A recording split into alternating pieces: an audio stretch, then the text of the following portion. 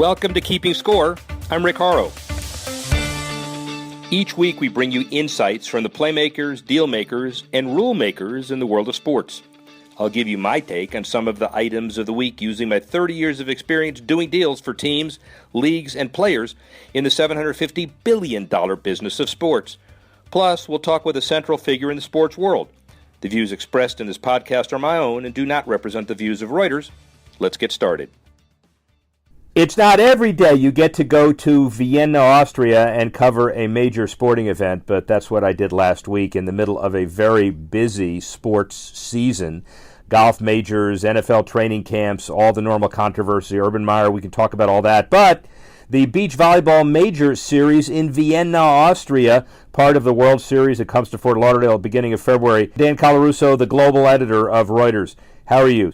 I'm great, Rick. I may take issue with you off the air about calling a volleyball game in Vienna a major sport or a major event and mentioning that in the same breath as you do Masters and Ohio State football and even the opening of training camp for like the San Diego Chargers or whatever their name is these days. So we could talk about that off the air. But you like these niche events. You like these niche sports. You think there's upside in them, right? Well, yeah, I'll take issue on the air with you. So clearly it has a long way to go in the United States. We accept that.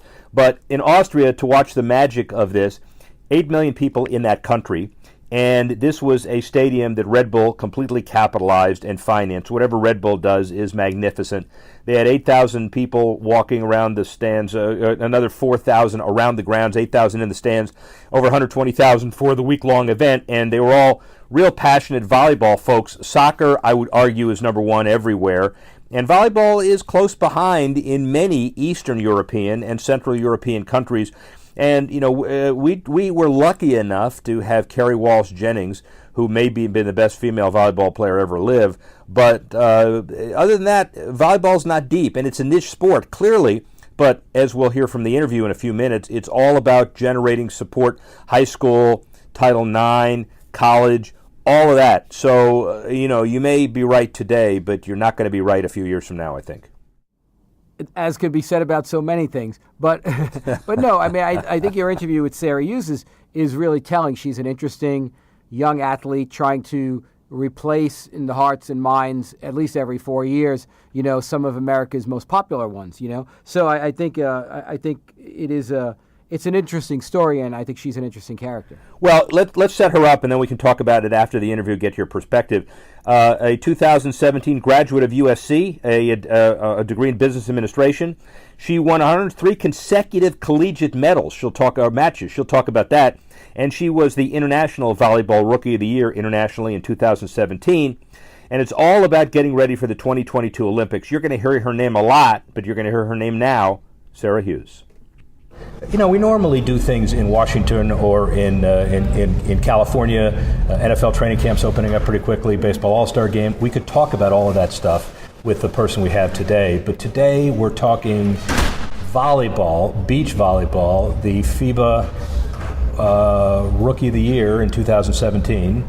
And the sky is the limit for Sarah Hughes. How are you? I'm great. Thank you for having me. Absolutely. So the bottom line is that you made a tremendous transition from winning the gold medal in 2002 as the figures. Oh, no, that's the other Sarah Hughes. How many times are you confused with the other Sarah Hughes? A couple of times. Just professional athletes that name Sarah Hughes, they're just, the ice skater. I'm like, nope. Well, we're doing some of this for NBC, and they'll be able to insert footage. And so as we do it, I assume you'll aspire to be the second Sarah Hughes, this one without the H, who wins a gold medal somewhere. Yes, definitely. And obviously in Tokyo. So starting with the big things first, you're going to be 25 in Tokyo, 26? 25. 25. Mm-hmm. So you're starting to train already. This is a big event. We'll talk about this event. But what do you do to kind of think long term but have to behave short term? That's kind of a dichotomy, isn't it? Yeah, definitely. Right now, though, I'm very much focused on the present because I have a new partner. So we're a young team together. Right now, I'm 23, she's 25. So we're taking it step by step and learning and growing right now. And especially out here on the FIVB, there's so much great competition. So we're learning through the highs and the lows. And so where a new partner you're speaking about is Summer Ross. There is a great kind of gene pool with the Ross family too, so I'm sure that's an easy conversation to have. I understand this sport is a lot about team chemistry. It better be, because there are only two of you. And every time anybody that doesn't really know the sport looks you up, it's that you turned down Kerry Walsh in 2017 in order to partner with Summer. I'm not sure if that's the real story, but chemistry is really important to you, isn't it? Chemistry is huge in beach volleyball. If you know, it's hard not to like your partner out there. You go through everything. You travel together. You play together. So especially with Summer and I, we have that chemistry, and both on and off the court, we're really great teammates and even better friends. And so Kelly Klaas and you had undeniable chemistry, 103 consecutive matches. You won everything in sight at USC. And you learned the game with her, I guess, and you also learned how important it was to have a good partner. Oh, definitely. I mean, Kelly and I will never forget, you know, the accomplishments we've had together. Those are huge, and to represent USC and USA together, that's something that's unforgettable. But like you said, sometimes you need to switch partners, and in this case, that team chemistry with Summer is getting better every day. What's it like from a business perspective? Well, first of all, you graduated at USC in business administration, so you certainly know where the dollar signs are and where they're not. Do you do your own books? Do you do your own pro forma? Do you manage yourself? Definitely, it's a lot of managing myself, but luckily I have the most amazing agent, Thomas McCarthy, who's always there for me, helping me with my sponsors. And then got the plug in. That's good. Yeah. Well, I mean, he's fantastic, Yeah. and you know, it's a lot of numbers, and we're doing it by ourselves. But my grandma also helps a lot with my taxes, because we're bouncing around different countries all the time. So she's always helping me, but mostly you're on your own out there. You're a walking potential Price Waterhouse or somebody else sponsored or athlete to be, because when you look at the volleyball schedule for the year, how many countries? A lot. A lot, yes. Yeah. So looking for that airline sponsor, right? Airline sponsor would be great. Austrian Air was great, but that's a one-shot deal, so you got to look for somewhere else. Exactly. Focus on the politics of, as much as you can, kind of above the fray, of how volleyball in the U.S. has come to be. There's the AVP, Kerry's got her deal, obviously Hannes has the major series here. Is there a way, in your mind, to coordinate all of that, and would everybody be better off if there was kind of one uniform way to approach volleyball heading into the Olympics? Yeah, I mean, you said it, there's a lot of politics going on right now in volleyball. And you know, I think right now, especially with the AVP, they partnered up with the FIVB for an event in Huntington Beach. And through the players' perspective, it was absolutely incredible. Mm-hmm. So it's great seeing those two powerhouses come together. And I'm, you know, specifically right now playing on the AVP, and I love it. I love being at every single tournament that they have, and they've been, you know, the most dominant tournament for the decades for beach volleyball. So I know there's a lot going on right now, but for me, I just wish the sport the best and a lot of success, and I want to see a bunch of young girls come up behind us and have a sport to play. Well put. And hopefully, I guess a shameless plug is that there's an ability of all of the key operators to coordinate in some context. And maybe 2020 gets it done. Hopefully 2020 gets it done. NBC's paying a lot of money, right? NBC's paying $7.7 billion through 2032, which is 60% of the gross domestic product of Switzerland, which nobody cares. But so it would be important as one of the rising faces of volleyball to make sure that you get the uniform platform, that everybody working in the right direction. Exactly, I completely agree. Yeah. So let's talk generally about tournament preparation for you. It's a grind, I assume. You come into town, everybody sees you smiling and all ready to go. But talk about getting ready and keeping yourself fit and getting on planes and doing all the travel and everything you need to do. Yeah, it's a lot. We just recently, we were playing in the Hermosa Beach AVP. Summer and I won. The final was scheduled, I think, for 3 o'clock on Sunday. It got pushed back a little bit. We had a flight at 7:30 to come here to Austria, so we won the final in a huge battle, and then we had to go do interviews, and we ran, like, you know, unfortunately we couldn't say too much to fans, and we said our thank yous really quick, ran, barely got a shower in, and headed straight to the airport. So it's a grind, it really is, but it's part of our job, and I think just learning and doing that correctly is how we have to go about it. I assume you keep an open mind and learn the cultures where you are. And what's your, hard to do because you're very good at political answers, but favorite volleyball destination? Do you have a favorite? Do you have a few, maybe? Favorite volleyball destination? I mean, Vienna is absolutely incredible. Stade. I went to, Porek, all the major stops are absolutely, I really, really enjoyed Portugal this year, but nothing beats being at home. And with the American fan, have you seen American fans getting a bit more sophisticated about the game than they did before, would you say? Oh, I would say so, definitely. I mean, I have people message me on social media asking me all these questions, and they're so in tune now, and that's really fun to go to an AVP match and people know the rules, and they're standing up, they're cheering for you, and it's really great. It's a volleyball community is amazing. And what about the younger? What is the best path for high school with still Title IX? Obviously, college programs better than before, youth programs, facilities for beach volleyball training academies. Starting, the tennis model, making sure the kids are there. What's the advice on how to make sure that we get more players like you coming up? My advice to any young player is to play as much as I can and have fun while doing it. I actually started playing beach volleyball before indoor, and I fell in love with the game so early on because I had a group of people around me and a coach who just purely loved the game and had passion for the game. So it's kind of getting a little crazy out there right now with, parents worried about their 8th graders signing to college. I would take a step back, learn the fundamentals, develop a young player, and have fun with it. Go into the USA system young. They have so many great programs now. Play in any tournament you can and just have fun. And don't worry about the scholarships yet. They'll come. So Sarah Hughes, we were interrupted by a titanic rainstorm here in Vienna, but now you won your match and you're on to the quarterfinals, and we're going to run this well after this tournament is over.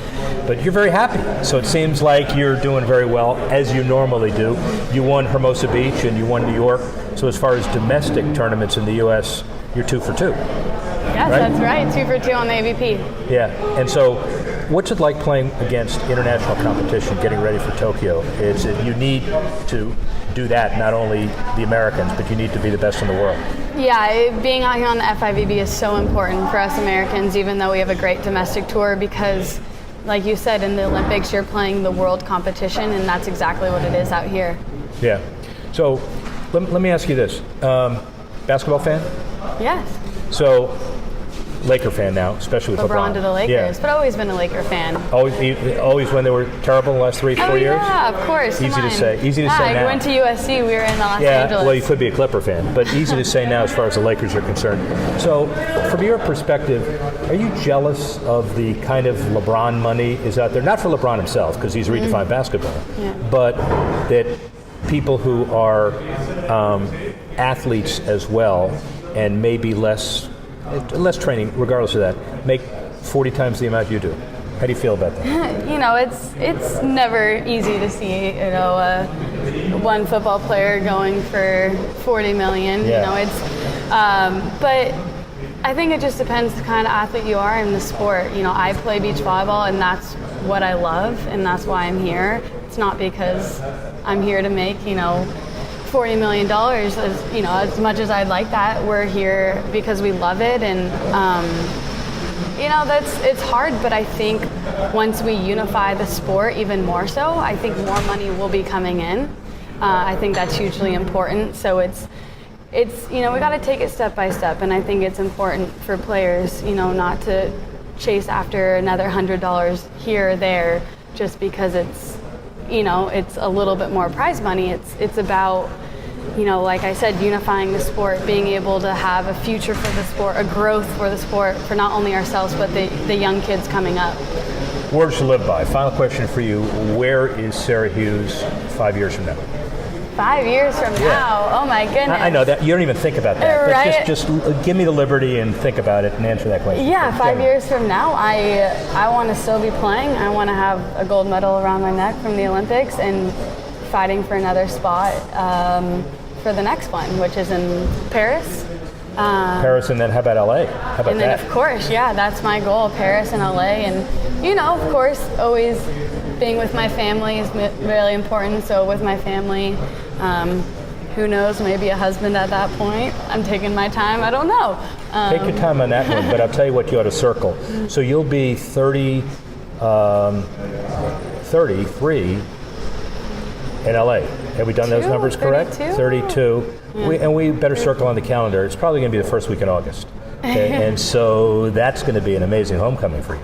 Oh, I cannot wait. That would be a dream come true, playing in the Olympics right down the street. Yeah. Well, listen, American volleyball and volleyball generally is in really good hands. Sarah Hughes, thank you very much. Thank you so much for having me. Appreciate it. All right, so Dan, you heard Sarah. You are a sports aficionado worldwide. Volleyball, from your perspective, is a niche sport. But Sarah is a very significant upside athlete with a pretty good grasp of what it takes to succeed in business. What's your take of the interview? That's putting it mildly. I have some numbers here. First, some names. Her Instagram post on after winning the Hermosa Open. Yes. I'm not exactly sure what that is, but I'd like to go to Hermosa sometimes. It looks warm and sunny. But it's Southern California. It's a beach in LA. Shame on you. For a woman who admits that her grandmother still does her taxes, she mentioned Mikasa, KT Tape, Oakley, and Nike. Just in one post, just in the post showing her celebrating on Instagram. Those seem to be her four big sponsors. She has a 10-year deal with Nike. But here's the interesting thing that I think, and you talked about the next generation of these players. When you look on Twitter, she has fewer followers than Misty May, fewer followers than Kerry Walsh, and fewer followers even than Summer Ross, her partner. But on Instagram, which is the young people's platform, she trounces Misty May. She has 30,000 followers on Instagram. Misty May has 6,700. Kerry Walsh has 516, and Summer Ross has 19,000. So using Instagram for these, I don't know if they're sponsored. I don't know what her arrangement is. We didn't really get into that in the interview, unfortunately. But there was, she mentions her sponsors consistently on Instagram. And it reminds me, in a way, of celebrities, a Kardashian or even any other celebrities, getting paid for their Twitter posts about specific products. Like, there's a way for her to mine some money here. That's I don't know how well they get paid on the tour. She mentioned she doesn't make LeBron James money. She'll probably never make LeBron James money. But this is an interesting vein of this generation of athlete, understanding where they're connecting to fans. So I just thought those numbers were interesting. I thought her sponsors were interestingly global, and that she's not shy about mentioning them. No, and you could fill in the blank of any athlete in what we would call the four major main sports, and you have exactly the same kind of script and choreograph. Mentioning the sponsors, make sure you have a social media metric of choice that you overwhelm, and be successful in your sport. And that's why she is not only the face of volleyball, or will be, on the court, but also off the court as well. It is interesting. Obviously, the LeBron James, are you a little jealous? That kind of thing. Of course, she's not jealous, but we talked a little bit about it after the interview last week, and she was talking about how, boy, we do a lot. We're out there alone. It's just the two of us. We're out there for an hour and a half, and I'm not saying that we're as good as LeBron James, but boy, I hope it's soon where we can get some money. And it's not jealousy, it's just an understanding of what it takes to get to the big leagues and hoping you get there. Well, it is, and these in these secondary sports, they're not secondary athletes, but the sports in terms of their size and scale are secondary. You really do need to create some ancillary buzz or some ancillary, because your events aren't widely seen, right? Red Bull is great at that. Red Bull is the perfect organization. You know, in the news business, we have a saying about some editors that they can make interesting stories important or important stories interesting. And I think that in the case of Red Bull, they make interesting events important on a mini scale. And I think that's really, really a valuable partner for these players to have. We should probably do a whole takeout show one day on Red Bull, on the economy of Red Bull and these sports, because it is an amazing marketing machine that goes there. Well, funny you should mention that, and we're teasing. I guess we kind of know each other well. There is going to be a details to be announced, but Red Bull obviously very important in staking this event I was just at. And the next one of these big major events will be in Fort Lauderdale the first week of February this next year, and hopefully every year after that. And Red Bull has a substantial presence in it, so they're thinking about a thought leadership seminar. We'll be all over it, and that would be a good opportunity to kind of showcase what Red Bull does, because you and I are on the same page on that. They are incredibly significant. Obviously in Austria, it's their headquarters, but incredibly significant all over Europe. And here, U.S., they sponsor a soccer stadium, they have a soccer team, they do extreme sports, they jump out of spaceships, and they do a little bit of volleyball, but they do a lot more than that, and they're going to be a bigger force. So, yeah, we'll do that. They do. They hit that loner gamer demographic so well, right? And it's it really is interesting. In fact, it's more a Red Bull story when you look at the volleyball thing than a Sarah Hughes story or a Summer Ross story or a Misty May story. And it's fascinating. But I'll say one thing about Sarah Hughes. Her Instagram feed and Twitter feeds are very, very tight in terms of, meaning there's not a lot of fluff in there. You know, she does her pieces. There aren't a lot of candid shots of her like eating sandwiches, but there are these things where, you know, she triangulates very well between her sponsors, her audience, and the events. And I think, you know, again, these athletes, this is a weapon that they have to, you know, create some earnings power because their windows are so small. And she's focused. She's focused on the court and, as I said, off the court. 23 years old, down to business, nothing gratuitous, and she understands what it is and what it needs and what you need to be successful in a sport like this. Look for her as we get ready for Tokyo 2020 and the beach majors in Lauderdale next year. The Red Bull idea is a really good one. Dan Colarusso, as usual, saving the day. Rick Horrow, see you next week. Thanks for listening to this edition of Keeping Score. Our producer, Alex Cohen. Associate producer, Freddie Joyner. Assistance provided by Carla Swadek, Tanner Simpkins, Jesse Leeds, and Jamie Swimmer. And the executive editor of Reuters Digital, Dan Colarusso. I'm Rick Horrow. Thanks again for listening. See you next time on Keeping Score.